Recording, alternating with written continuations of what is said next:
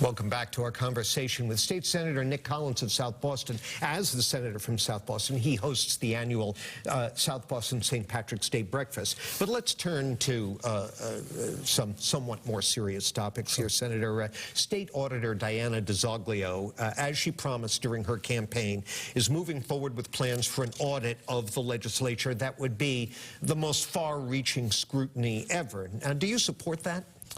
Well, the Senate, I think, has done a good job with respect to transparency. Annually, by our Constitution, where we set our own rules, but we have an audit annually published on the Comptroller's website.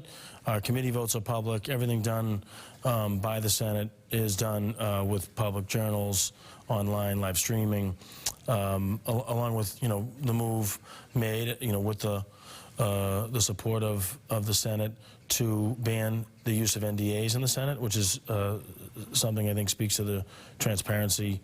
That non-disclosure agreements. Non-disclosure agreements. Yep. And, like I said, doing things that bring people closer to the work we're doing.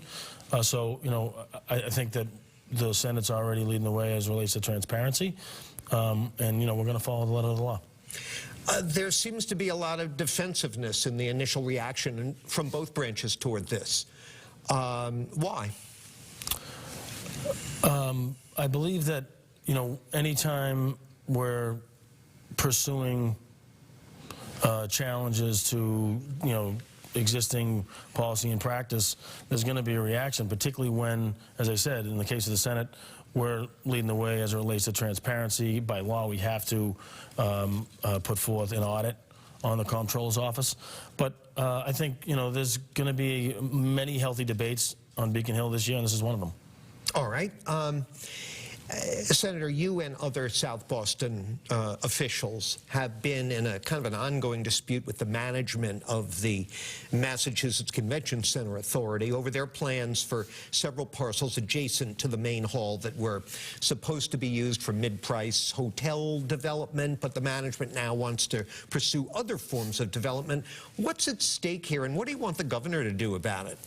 Well, I mean, we have to be mindful that, land was taken by eminent domain from private owners 10 years ago for that purpose. And if that purpose is not going to be used, and we've heard from, those previous owners, then, what's the plan now? So we used public tools to acquire private assets for a particular public purpose we're not using.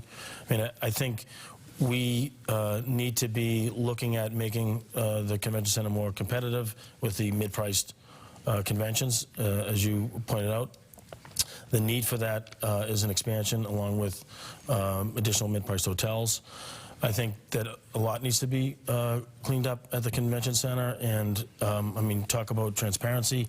You have $35 million of taxpayer subsidy, and you don't produce an audit or a financial statement on the Comptroller's office annually.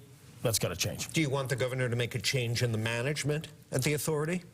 I believe the investigations that are going on currently are important, so I look forward to the results of the auditor's audit, along with the other investigations that are going on. But I believe we need a change in direction at the convention center.